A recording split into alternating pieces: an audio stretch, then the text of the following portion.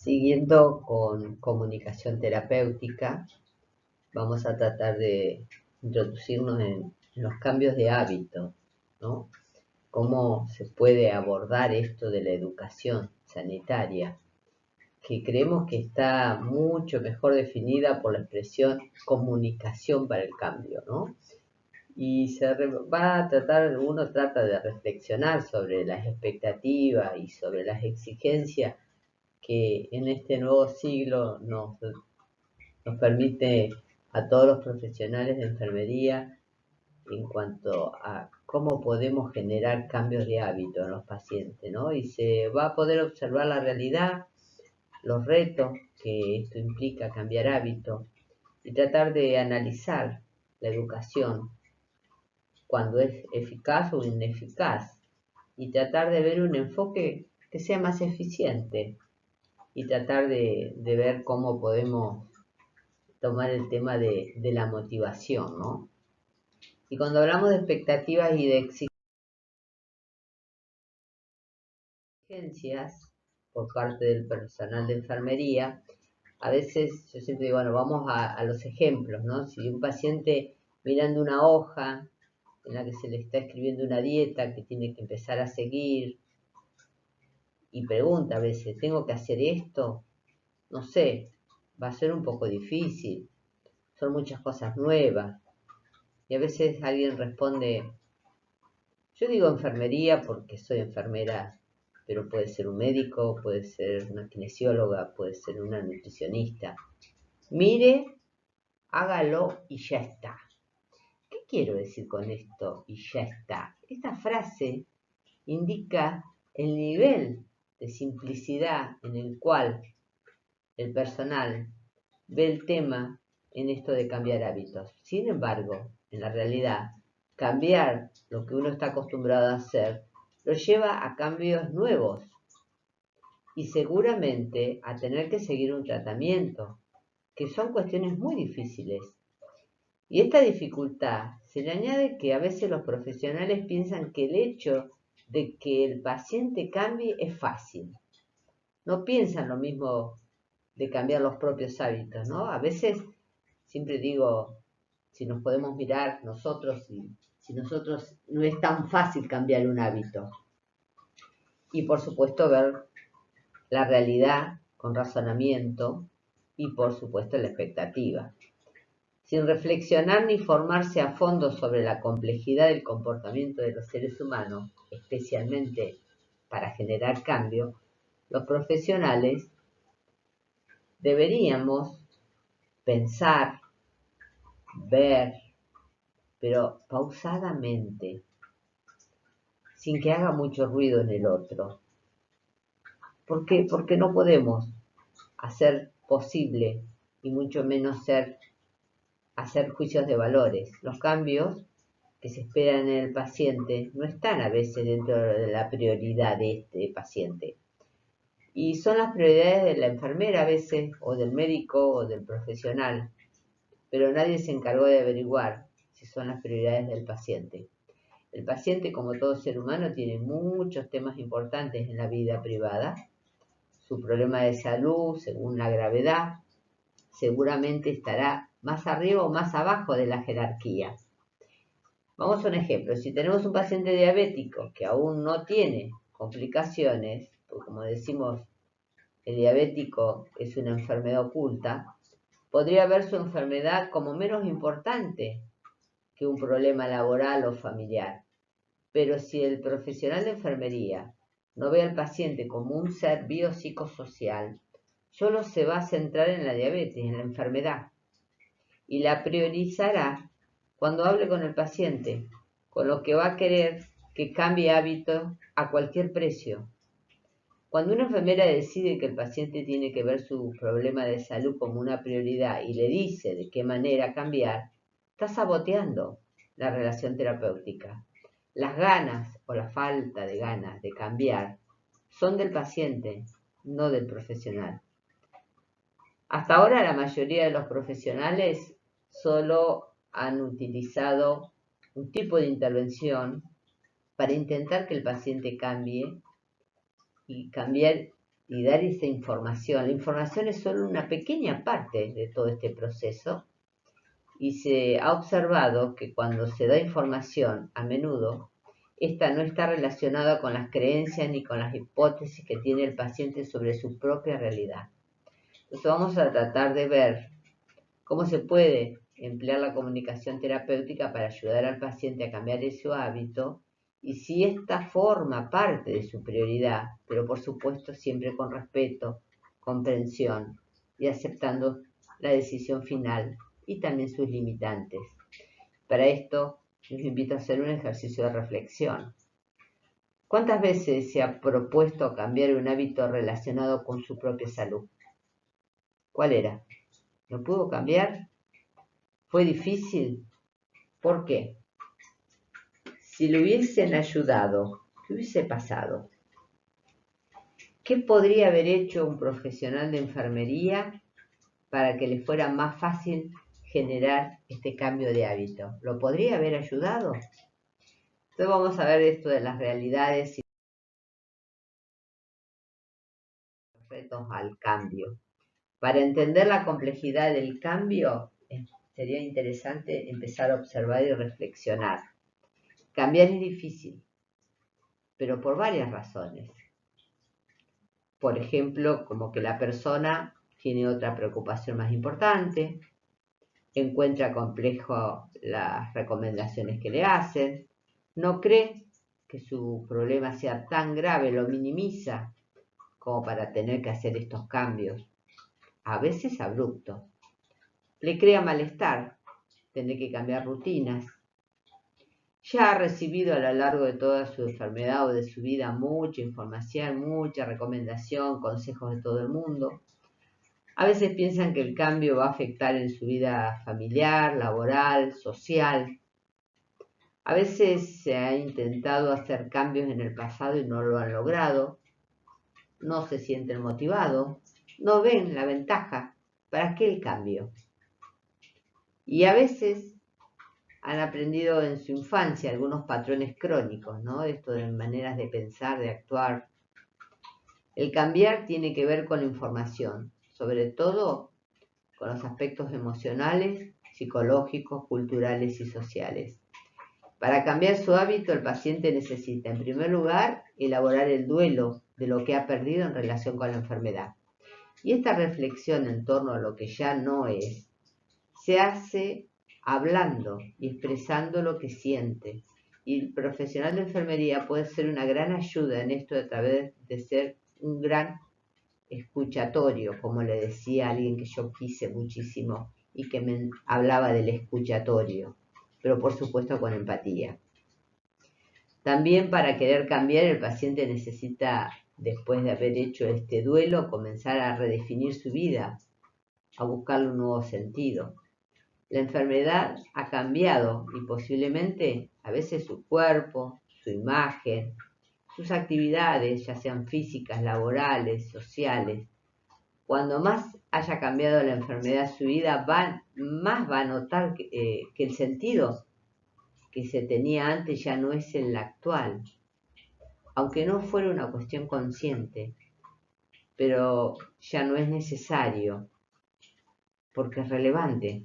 Por ejemplo, si un hombre de 50 años desarrolla una enfermedad de Parkinson, su imagen como hombre atractivo se va a ver afectado por la manera torpe en la que se desempeña.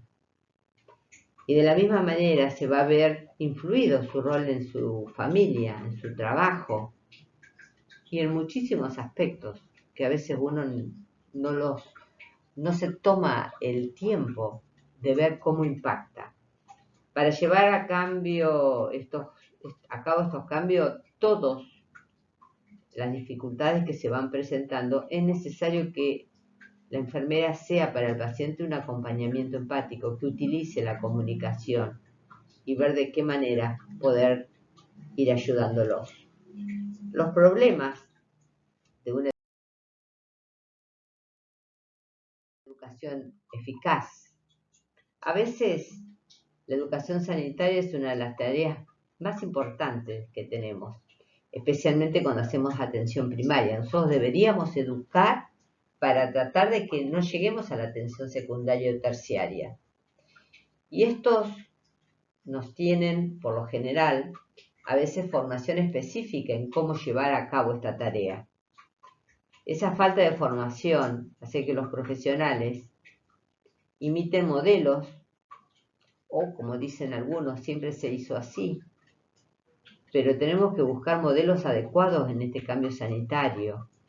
Y esto va a poder conducirnos a una educación que tiende a ser más paternalista y a veces poco centrada en el paciente, según muestran algunos estudios. Hay otras intervenciones también que son poco eficaces y a veces se realizan. Que el profesional decida por el paciente cuándo van a ser los objetivos a desarrollar. Cuando no partir de la demanda del paciente, insistir, imponer, no intentar ver la realidad, no averiguar qué piensa, qué conoce, qué cree. Dar al paciente la información a veces que ya tenía en forma reiterada. Hablar sobre cómo cambiar si fuera posible. No juzgar. Volvemos a esto de juzgar comportamientos. Aunque a veces dar consejo es en estos momentos parte de la cultura que tenemos, en realidad no es un método que nos va a llevar a un buen puerto, como les dije en un anterior video grabado, pero se ha visto que ofrecer información y ayudar a pensar y a reflexionar es mucho más útil que aconsejar. Y entre los profesionales de enfermería más jóvenes se cuestionan el estilo que han usado otras generaciones. Estamos en un cambio de generación.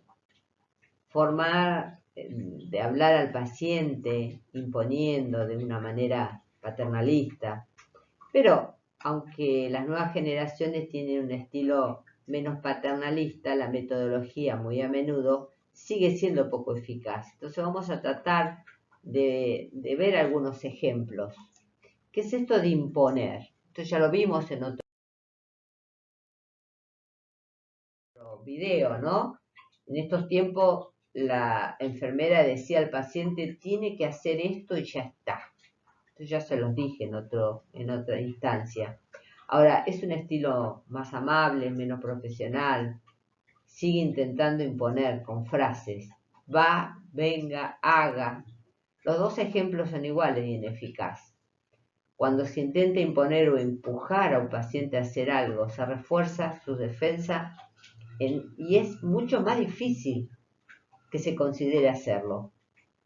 Con el viejo estilo más duro, el paciente que ahora tiene cierta conciencia sobre sus derechos, verá difícilmente que el profesional no está trabajando de una manera adecuada, pero con el estilo más amable va a sentir cierta confusión porque creerá que le está imponiendo, pero al mismo tiempo verá cierta amabilidad. La tensión entre su defensa, que se va a reforzar, o la aparente amabilidad de los profesionales, se convierte en un mensaje contradictorio y a veces dañan la relación de ayuda. Cuando hablamos de juzgar en el estilo duro, el paciente que no había seguido las recomendaciones que le habían dado, pues si sigue así, vamos mal. Si ustedes recuerdan, estas son frases que a veces se dicen. Con el nuevo estilo amable, se sigue juzgando al paciente en estas situaciones, pero el lenguaje ha cambiado. Ay, ay, ay, así no vamos bien.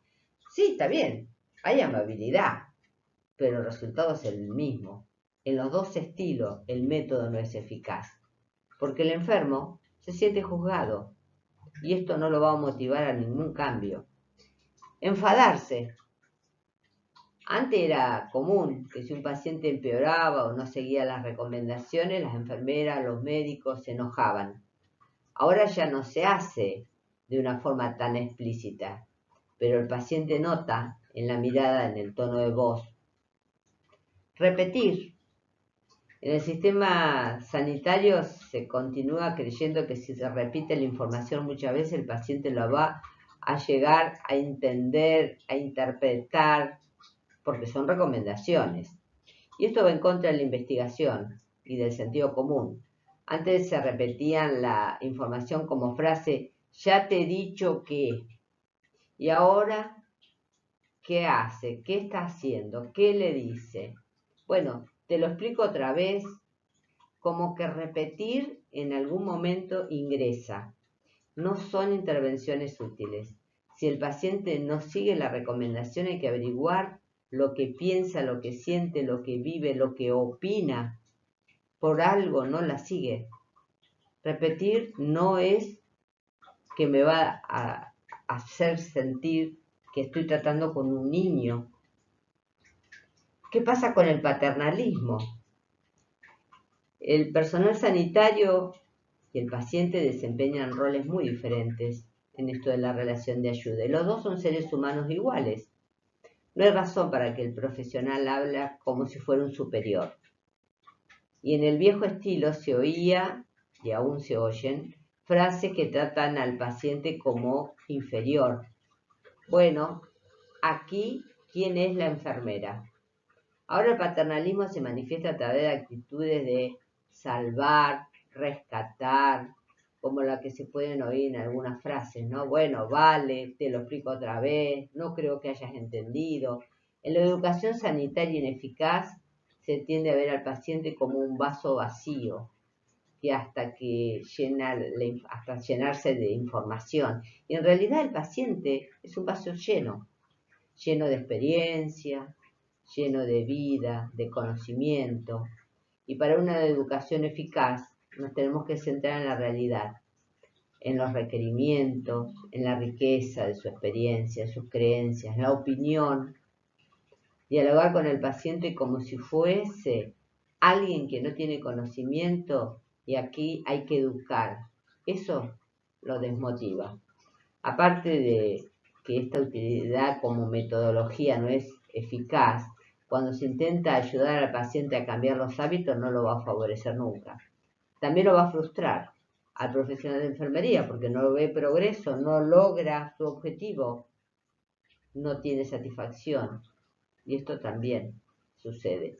Por lo tanto, los invito a reflexionar y recuerden alguna vez que quizás fueron pacientes y el médico les decía o les hacía recomendaciones de cambio. ¿De qué manera habló que lo ayudarán? ¿De qué manera habló de que no lo ayudarán? ¿Cómo le gustaría que le hubieran hablado? ¿Qué cree que le hubiera ayudado si le hubiesen hablado de otra manera? Entonces, la comunicación terapéutica para ayudar al generar el cambio, lo más eficaz para hacer esto es pensar de una manera terapéutica, diferente, y abandonar esos pequeños maestros que a veces nos surgen cuando tratamos el tema de los hábitos del paciente. Es importante comenzar creando una comunicación con respeto y empatía. El paciente podrá hablar abiertamente, va a compartir su opinión y su pensamiento para crear un ambiente. Y nosotros necesitamos observar, detectar qué está viviendo y cómo lo vive. Y por supuesto, le está viendo con los ojos, lo está juzgando con sus hábitos, con su lenguaje corporal. El profesional en varias sesiones puede ir ayudando a definir cuál es el objetivo relacionado con la salud. Y este no es necesariamente el mismo que el que desearía a veces el profesional sanitario, pero irá cambiando a medida que el paciente vaya conociendo y oyendo. Estamos acostumbrados a trabajar en nuestro propio objetivo, la de los enfermeros, de los médicos. El paciente obeso perderá X cantidad de kilos. El paciente diabético mantendrá la glucosa. Algunos son esos objetivos, pero son un ideal relacionado con la salud del paciente. No son necesariamente los que son concretamente hoy vividos por el mismo. A lo mejor el paciente prefiere no llevar una dieta tan estricta y vivir con los problemas que esto le puede ocasionar, pero no añadir el estrés de una dieta difícil cuando tienen otras prioridades personales, familiares, laborales, que le preocupan. Para que el paciente pueda comenzar a decidir cuál es el objetivo que tiene en cuanto a su salud, es necesario que vaya pensando, reflexionando, analizando y elaborando su propio pensamiento sobre los posibles cambios que puede impartir en él mismo. Lo más importante es que el paciente, en vez de ponerse a la defensiva ante los consejos de los profesionales, puede notar lo que piensa y siente. Por eso es necesario que el profesional no imponga, no insista. El proceso de ayudar a definir sus objetivos con respecto a su salud no es una cuestión de que se haga una vez. Es un proceso que se va completando a lo largo de la vida del paciente. Y para eso, los temas sobre los cuales el profesional necesita ir preguntando son los que están relacionados con cómo se ve su vida, su problema, su salud, su creencia, su significado, sus preocupaciones. Vamos a dar ejemplos de algunas preguntas que van a poder ayudar a cómo nosotros podemos acompañar. Por ejemplo, ¿cómo lleva su enfermedad ahora? ¿Cuánto hace que tiene este problema? ¿Cómo se ha ido desarrollando? ¿Cuál ha sido su opinión con respecto a lo que le dijo el médico? ¿Qué opina usted de esta recomendación que le han hecho? ¿Qué es lo que cree usted que lo va a ayudar para su salud? ¿Qué cosas cree que no lo va a ayudar? ¿Cómo detectó la enfermedad a nivel social, cómo le afecta a nivel familiar, laboral? ¿Qué emoción? ¿Por qué cree que esta enfermedad usted la siente así? ¿Qué cree que lo lleva a pensar o a sentir esto? ¿Qué cosas le preocupan? ¿Cuáles son sus prioridades en la vida? ¿Qué planes a futuros tiene? ¿Qué sería para usted un nivel de salud aceptable? Porque esto tiene que ver con la interpretación. Y por supuesto, ¿qué quiere hacer para estar la mejor manera con esta enfermedad que le ha tocado? Entonces es importante que cuando el paciente responda a las preguntas, tengamos en mente lo que crucial es que se está oyendo a sí mismo. Lo que dice el paciente es sobre todo lo que él vaya notando y entendiendo cómo vive su problema de salud. Y por supuesto, su autocuidado. Mientras el enfermo habla, nosotros los profesionales, empáticos y con interés, escuchamos. Y tratamos de entender de qué manera viven. Si se tiene una oportunidad, como en la atención primaria, de ver al paciente varias veces, se va a notar que le dice que va cambiando a medida que va aceptando su situación. A veces es contraproducente discutir con el paciente sobre cómo ve la situación, su verdad, o empujarlo, no insistir a que haga una cosa o que haga otra. Esto va a bloquear la comunicación y por supuesto va a dañar la relación. Cuando hay información que podría ayudarnos, nos va a asegurar. Entonces, escuche. La velocidad de los cambios que se van produciendo en los pacientes lo va a determinar él mismo. Usted solamente colabora y va tratando de ver cómo lo ayuda en esto de cambiar hábitos, en esto de reflexionar, en esto de educar. Para que el paciente se plantee cambios necesitamos que acompañemos como testigos empáticos con respecto a la velocidad. Tu tiempo no es el mío no es el tuyo. Y por supuesto la proyección. También la motivación. Antes se creía que la motivación era algo de una persona que tenía o no. Y lo que nos parecía tenerla era tachado de flojos, vagos. Pero ahora las investigaciones nos muestran que es una relación terapéutica y factores internos y externos que influyen en la motivación de los pacientes. Los factores internos son los del paciente y los externos son los de los profesionales que lo atienden. Los factores del profesional que afectan la motivación, vamos a detallar algunos. Que el profesional sea capaz de crear las condiciones favorables, métodos, técnicas, para que puedan hablar de la realidad y motivación al paciente. Si el profesional cree en el potencial del paciente, esto lo notará y se va a motivar. Si el profesional muestra empatía, se va a sentir motivado el paciente. La necesidad de lograr algo con el paciente y de realizarlo. Si el profesional cuenta que en el miedo del cambio es un factor importante, esto también puede ayudar al paciente. Dar consejos, les recuerdo, desmotivan. Y si el profesional entiende que la ambivalencia es normal, que es un tema importante que se debe escuchar, saber trabajar, esto puede motivar al paciente. Pero si no hay ambivalencia, no va a haber cambio. Y hay factores de los pacientes que afectan el nivel de malestar, una situación de crisis, el locus de control. Si el paciente piensa que él tiene algo de control sobre su vida, tendrás más motivación, pero si piensa que el control de su vida está fuera de él, que está en los profesionales, que está en la familia, en la religión, no va a estar muy motivado. Cuando más flexible se es con el paciente, mayor motivación encontraremos. Y hay etapas para generar los cambios. Para ayudar al paciente y aumentar esta motivación necesitamos entender. No es lo mismo alguien que piensa que su comportamiento es malo, dañino para su salud. Por ejemplo, si utilizamos sal cuando son hipertensos, no es un problema que alguien quiera cambiar, pero que no se sienta capaz, o que alguien ya ha cambiado pero le cuesta mantenerse. Tenemos la etapa también de la precontemplación. Cuando una persona está en esta etapa no le preocupa su hábito. Por ejemplo, el seguir fumando, cuando hay bronquitis crónica, y no ve la necesidad de cambiar.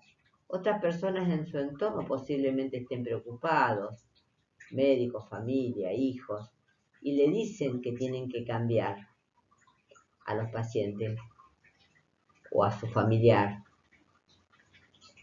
Pero a veces la formación adecuada los etiqueta de negadores, de resistentes. Entonces, explican que las razones por las cuales el paciente está en la etapa de la precontemplación son reticencia, rebeldía, resignación o racionalización.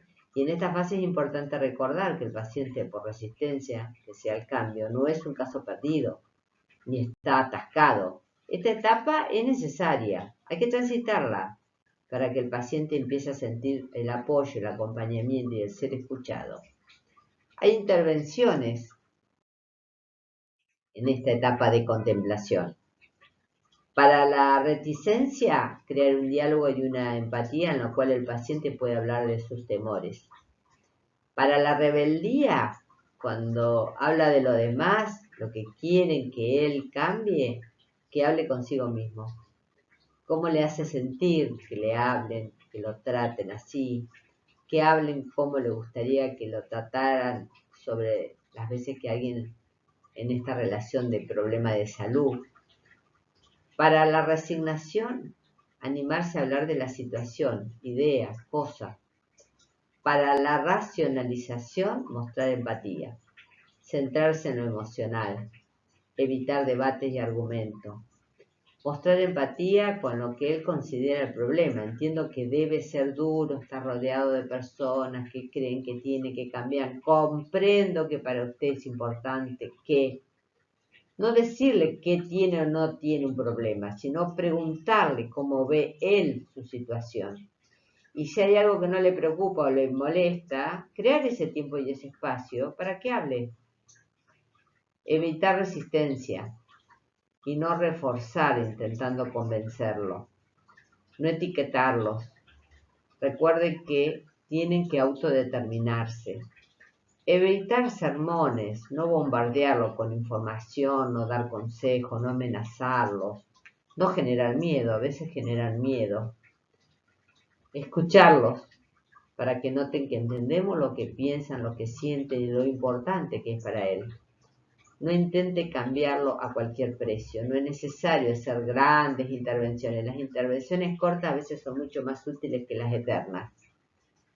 Luego tenemos la etapa de la contemplación. Esta etapa de la ambivalencia, el trabajo principal de la motivación está enfocado en este momento en el cual el paciente define su problema, su deseo de cambiar y surgen los miedos al cambio y al fracaso. Pero existen intervenciones, como en todas las etapas, que el paciente pueda hablar de la situación actual, de cómo la vive, cómo la siente, cómo la razona, estos cambios que se plantean. A veces es útil ayudarlos a que escriban más que pensar. Las ventajas a veces de no cambiar, o la desventaja, o lo que le gusta de su hábito. Por ejemplo, los que le gusta fumar o comer dulce. Hablar de la ventaja en vez de reforzar su hábito lo va a ayudar a oírse y de a poco va haciéndose cargo. La desventaja de no cambiar, bueno, lo que le está hartando de esta situación, qué cosas, cómo piensa que podría intentar este cambio, dónde, cuándo, le ponemos una fecha, de qué manera, qué necesita para poder iniciar el proceso. Y todas estas son preguntas que nosotros como profesionales de enfermería los podemos ayudar. ¿Qué pasó atrás? ¿Qué prevé? ¿Qué ve hacia adelante? ¿Qué siente? ¿Con cuánto cambio va a estar satisfecho? Si tiene una métrica. Y en todas estas etapas mostramos empatía, aceptación, y no los empujamos. Nos centramos en lo que le genera malestar emocionalmente. Vamos a ejemplos de intervenciones con un paciente en una etapa de contemplación. Después de que un paciente diabético, uso la diabetes porque la hipertensión, la diabetes, esos son los más habituales, opine que quiere reducir la ingesta de hidratos de carbono, se le puede preguntar cómo va a intentar hacer ese cambio en su vida, buscando información sobre la receta, hablando con la familia, poniéndose algo en la heladera, ¿para qué? Para acordarse, como un plan. Y a continuación, los profesionales animar al paciente a hablar de la desventaja que ve en este cambio. Y mientras el paciente los va enumerando o enlistando, el profesional solo asiente, muestra empatía, no le discute, ya que la técnica no es que el usuario vacíe lo que está haciendo, que está pensando y que se oiga a sí mismo. Después, los profesionales le va a poder preguntar si quiere cuáles son las desventajas que puede haber si alguna de estas cosas no resultan. Y la etapa de la acción, el paciente en esta etapa comienza a probar los cambios. La enfermedad lo anima a que empiece con pequeños cambios que son realistas, pero seguramente si ve cambios se va a motivar. La intervención en las etapas de acción, evite la impaciencia y la prisa. Ayude al paciente a desarrollar estrategias para la dificultad que surge como resultado del cambio. Animar al paciente a hablar de cómo se ve en este cambio, qué siente, cómo ve su imagen. Algunos, aquellos que quieren adelgazar o aquellos que son diabéticos y cambian los hábitos alimenticios. Recordar que cada pequeño paso en este cambio va a afectarlo de manera positiva en lo físico, en lo emocional, en lo social. Y aceptar la ambivalencia, porque va a seguir presente. Y reforzar la autoeficacia del paciente, lo que está haciendo, ¿no? Ayudarlo a reconocer. La etapa de mantenimiento, en esta etapa el paciente mantiene el cambio de una manera más o menos consistente y de esta etapa a menudo se vuelve a la etapa de contemplación a veces. Las intervenciones de las diferentes etapas para consolidar los cambios que este paciente viene hablando y nos viene contando, pero no nos cuenta solamente lo positivo, sino también lo negativo, pero también que puedan registrar qué sienten ahora con estos cambios y así continuar creando tiempo, espacio de reflexión, apoyo, empatía, pero también esté atento a los malestares, escuche porque son muy importantes y seguramente usted va a poder colaborar en esta etapa. Y para cerrar, cuando tenemos estas visitas, yo digo visita como si fuese un consultorio, pero son diálogos que tenemos. El tiempo que se tiene para cada paciente a veces es muy limitado y aunque se tuviera un tiempo ilimitado, es importante que cada uno sea conciso, claro y breve, pero eficaz. Y es mejor hacer un poco de una manera terapéutica y eficaz que hacer mucho que no sean eficaces. De la misma manera que se comienza o se abre una visita o un encuentro de diálogo diciendo nuestro nombre, llamándolo por el nombre que le gusta al paciente, para esto le tengo que preguntar. Y cuando el tiempo se va terminando, hay algunos pasos que nos llevan a hacer el cierre. Y para cerrar una visita con un paciente, ¿qué recomendamos? Por supuesto que decirle muy suavemente que sentimos que este tiempo se está acabando, comunicarle que nos interesó lo que escuchamos, hacerle saber que seguir hablando con otra persona o en otro momento es oportuno, indicarle cuál es el apoyo que le podemos estar planteando y por supuesto invitarlo a volver a creer en él, en su necesidad. Y como siempre, les doy algún ejercicio para pensar, para reflexionar en esto de la observación. Observe en cada uno de estos encuentros con cada paciente y pruebe alguna de las ideas. ¿Cómo reaccionó el paciente? ¿Qué cree que le funcionó mejor? Porque no a todos los pacientes le funciona lo mismo. ¿Qué idea cree que no le funcionó? Porque a veces uno se puede dar cuenta que es negativo. ¿Y cuántos segundos fueron necesarios para hacer este cierre, no? Tan necesario.